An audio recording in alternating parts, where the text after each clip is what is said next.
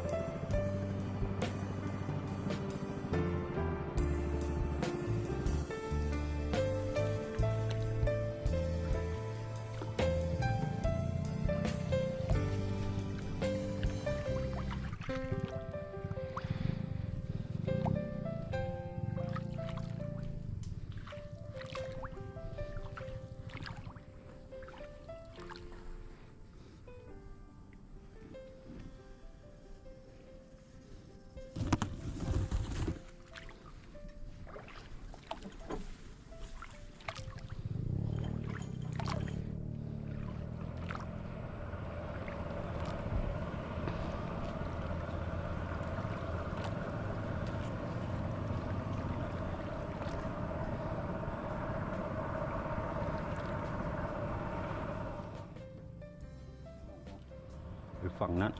มันเป็นโน่นออกจอกน้อยๆนี่เมฆโอ้พจุกดินมารวมกันไว้โน่นบ่ใหญ่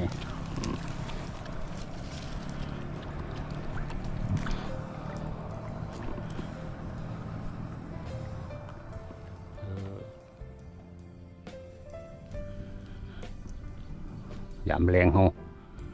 มาตกปากกาไก่บ้าน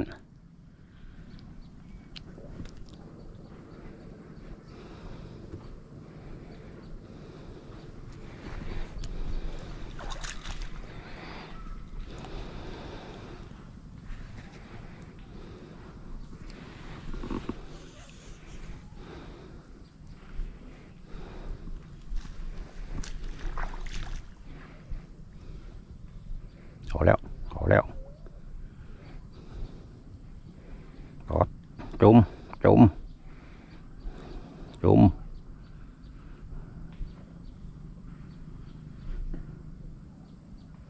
อึบหุยเดี๋ยวเจ้าพี่น้องกืนเลยเจ้าเต็มเล็กโอเค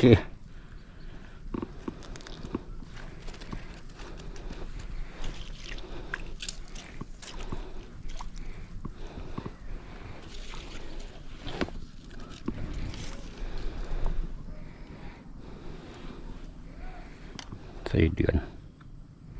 เหยื่อไส้เดือน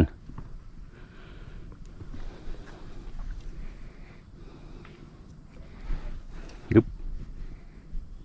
ต่ออีกไปอีกสวยเลยตัวนี้ก็ได้ฮึบกืนคือเกาไปเอาต่อเนื่องกืนคือเกา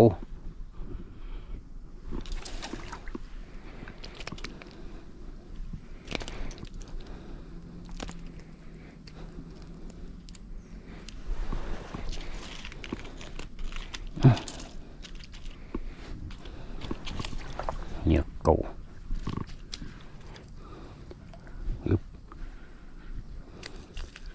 ปอดคือเก่าโอ้ตัวนี้จังเลยเฮ้ยโอ้แม่นี่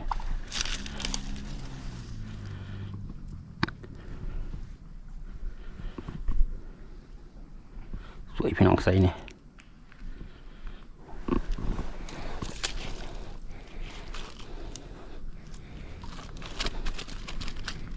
นั่งดีกว่ามึงเอานั่งดีกว่านั่งเอาปวดหลังว่ะ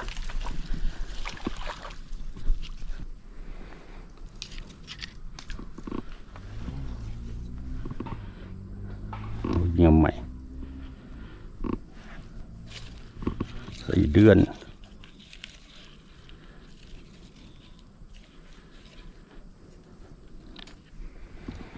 ให้เดือนแดง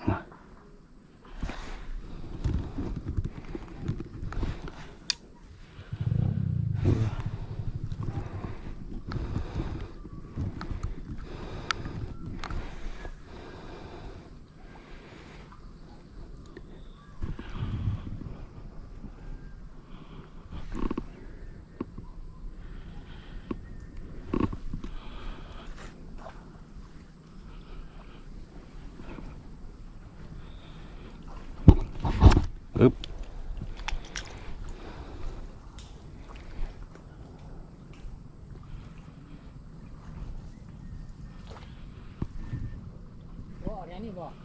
ก็อะไรยังดีนี่คือปากกาอยู่บ่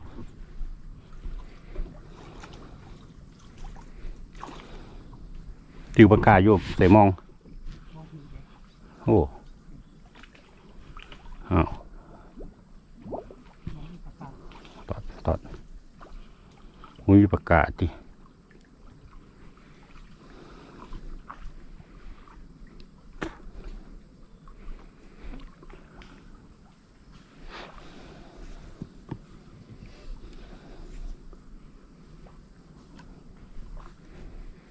เอาแม่ตอดเลย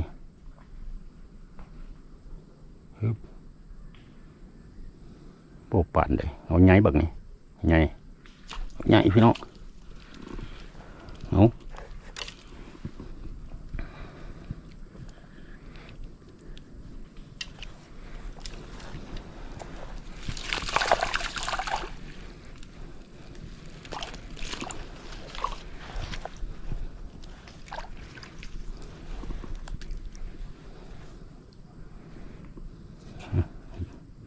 เนี่ยเก่า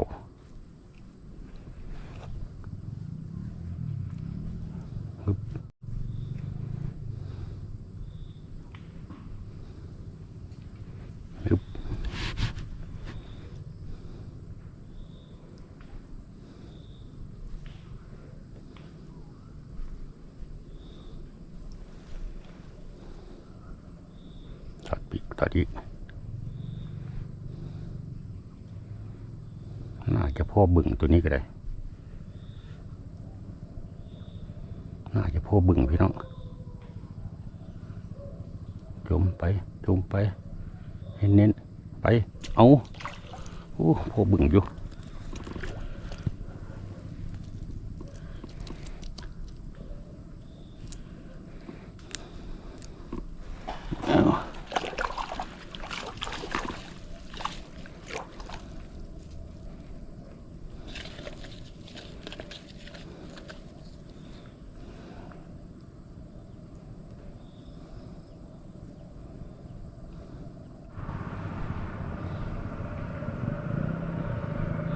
เนี่ยมือแรงมันจะนองจังหน่อยเสียงเครื่องเสียงรถพี่น้อง